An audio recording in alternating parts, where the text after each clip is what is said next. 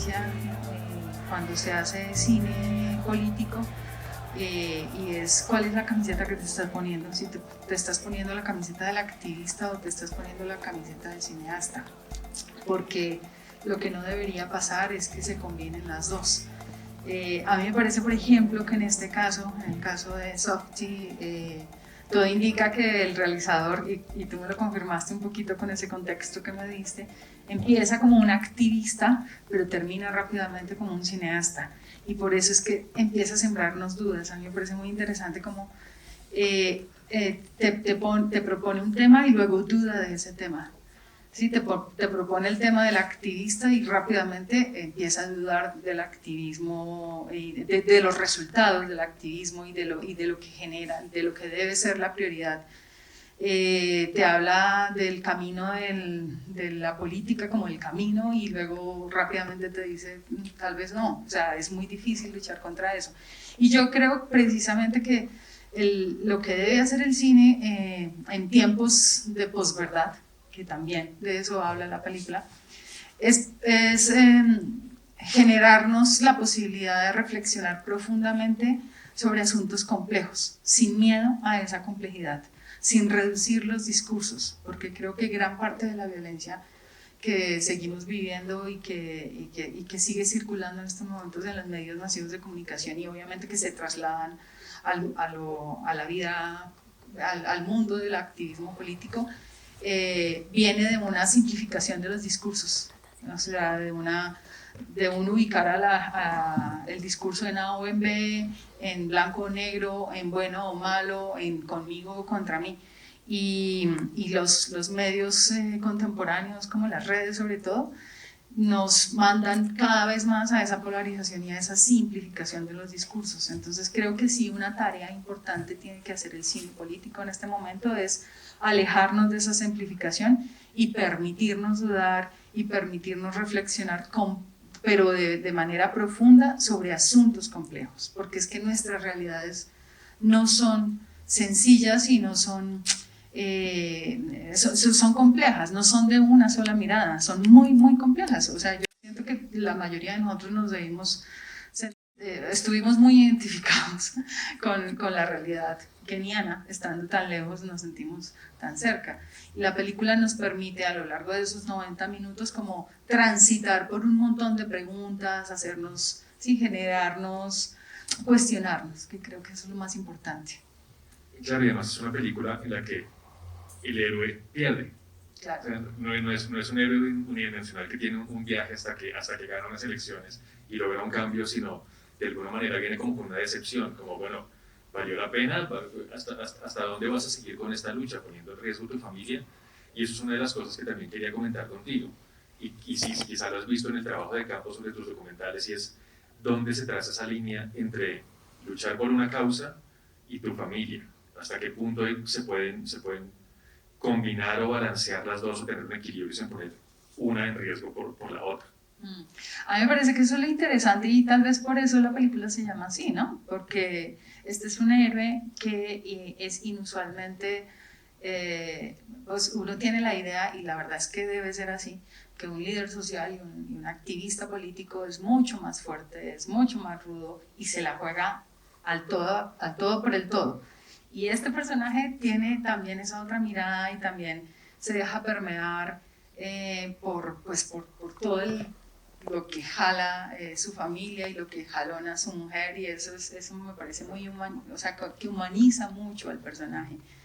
Yo siento, desde mi experiencia haciendo cine documental, yo siento que precisamente los líderes en Colombia, también por la situación de violencia extrema y por lo que se juegan cuando asumen una causa política, hacen como una división de sí mismos, o sea, como que terminan escindidos de sí mismos, ¿no? Como de aquí para allá, el yo familiar que deja de existir cuando asumen una causa política, y eso es muy duro. Hay una película que hicimos con Ricardo Restrepo hace unos años que ganó el Doc TV en Latinoamérica, y era una película sobre exguerrilleros de las FARC que dentro del proceso de paz son músicos y empiezan todo su proceso de reinserción en la civilidad. Fue muy difícil llegar a las familias de ellos, tuvieron que pasar meses y meses para lograr ganar la confianza y acercarnos a sus familias, porque obviamente hay y la verdad es que ellos no estaban muy cerca de sus familias, o sea, tenían unos ciertos momentos para encontrarse, pero era lo más bonito de todo el proceso de paz era que ellos podían por fin reencontrarse con sus familias, pasar un 24, pasar un 31, lo hacían con cuidado, ¿sí? Le trataban de no seguir, o sea, lo que seguía pasando en sus cabezas es que seguían con toda la logística que implica la guerra, ¿no? Aunque ya no hubiera pasado, bueno, luego todos sabíamos que iba a pasar lo que está pasando, pero sí, lo que quiero decir es que creo que una de las cosas más bonitas de este héroe, del héroe de esta película, es que no renuncia a esa parte, no renuncia a su humanidad, porque la verdad es que es lo primero que hace un líder social y un líder político. Claro, y hablábamos también antes de comenzar de cuando uno hace periodismo, hace documental de este tipo, también hay que pensar hasta qué punto está o visibilizando o poniendo en riesgo al sujeto de la narración. O sea, cómo se negocia eso. ¿Estamos de alguna manera haciendo un favor a la causa o eso, poniendo en riesgo a las personas? ¿Y cómo se negocia eso entonces sobre el terreno cuando se hace documental de este tipo? Sí, a mí me parece muy, muy peligroso y creo que cuando uno está detrás de la cámara, que literalmente está capturando la imagen de los sujetos que están delante de la cámara, la responsabilidad se vuelve el doble, ¿sí? Porque o sea, es mucho más grande la responsabilidad que recae sobre, como si estuviera respondiendo solamente por mi seguridad y la de mi equipo. Normalmente uno es un visitante, normalmente uno es como un fisgón con permiso, ¿sí? El documentalista es alguien a quien se le ha dado permiso de fisgonear y que llega a los territorios y que llega a ciertos lugares y a encontrarse con personajes ajenos a él en muchas ocasiones, sobre todo cuando se hace cine político y social. Y pues creo que hay mucho que sopesar, porque la verdad yo siento que es soberbio pensar que una película va a cambiar un estado de cosas, y es sembrar unas expectativas falsas, y es jugar con el poder de la cámara, porque además es fácil hacerlo, porque normalmente uno llega a comunidades donde se piensa que el solo hecho de que la cámara aparezca ya implica transformaciones, y no es tan cierto. Entonces me parece que ahí hay unos dilemas éticos muy grandes que hay que estar sorteando y que uno debe tener, como decía García Márquez, como el sonido al moscardón. Uno debe tener ese Pepe Grillo todo el tiempo ahí como dando vueltas y preguntándose ¿hasta dónde debo ir? ¿Hasta dónde puedo ir? ¿Y qué es lo que quiero conseguir con esta película? ¿No? ¿Y qué voy a poner en juego por hacer esta película? Claro, yo estaría ligeramente en desacuerdo, porque creo que el hecho de crear una conciencia o visibilizar una situación ya tiene un impacto social. Así tú no cambias la situación de la comunidad sobre el terreno. Creo que eso ya tiene un valor. Claro, no, por supuesto, y por eso decía al comienzo que creo que el papel del cine, o sea, de ser capaces de estar 90 minutos concentrados, escuchando, viendo una narración y atentos a lo que este director nos está queriendo decir y lo que nos está proponiendo y las preguntas que nos está sembrando todo el tiempo, es la forma para mí más importante, es lo que más aporta el cine en estos momentos, que es volver a la reflexión profunda y a los asuntos complejos, ¿no? O sea, darle una mirada compleja. Pero lo que quiero decir también por el otro lado es que no hay que adjudicarle a las películas la carga de cambiar per se. Solo la película no cambia la realidad. O sea, hay que hacer muchas otras cosas, ¿sí? Porque ahí también me parece que puede haber manipulaciones y falsas expectativas, por un lado, y por otro lado, es fácil que los cineastas, que los realizadores caigan en unas posiciones soberbias y peligrosas con los sujetos que están delante de la cámara y que en aras de ese bien que está más allá de todos se ponga en riesgo precisamente a quien quieres defender.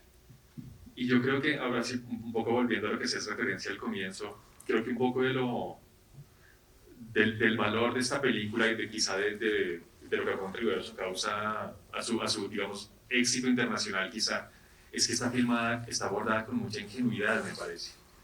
Y eso es por lo que mencionábamos antes, y es la anécdota que iba a contar, que es la historia que le gusta contar a Sam Sokko, el director, y es que la película no iba a ser una película. Este era un proyecto que él abordaba como activista, no como director de cine, y que él y sus colegas iban a las protestas para crear un video manual de la protesta. Entonces eso era un video de pocos minutos en el que le explicaban a los manifestantes cómo protegerse de los gases lacrimógenos, cuáles eran sus derechos si los arrestaba la policía, a quién llamar en caso de un abuso, de una violación, este tipo de cosas.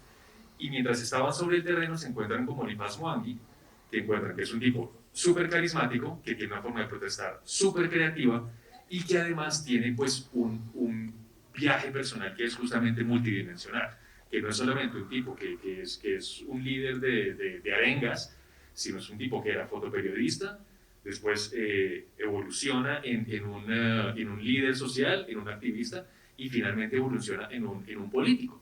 Entonces, encuentran ahí entonces la forma de contar una historia que no es sobre Boniface, sino que es una historia a la larga universal, y que por eso como colombianos la encontramos aquí también como tan cercana, a pesar de que sea al otro lado del mundo. Claro, él es una excusa para hablar de muchas otras cosas, ¿no? A mí me parece muy bonita esa escena en la que él expone sus fotografías y queda en evidencia el poder de la imagen, ¿no? El poder de la imagen como detonante de eso que decías, de esa necesidad de reflexionar, de esa necesidad de echar luz sobre aquello que está velado y vedado para los medios tradicionales o para los medios masivos. Creo que lo que hace la película de ahí en adelante es lo mismo que hizo Boniface en su momento con sus imágenes, con sus imágenes fijas.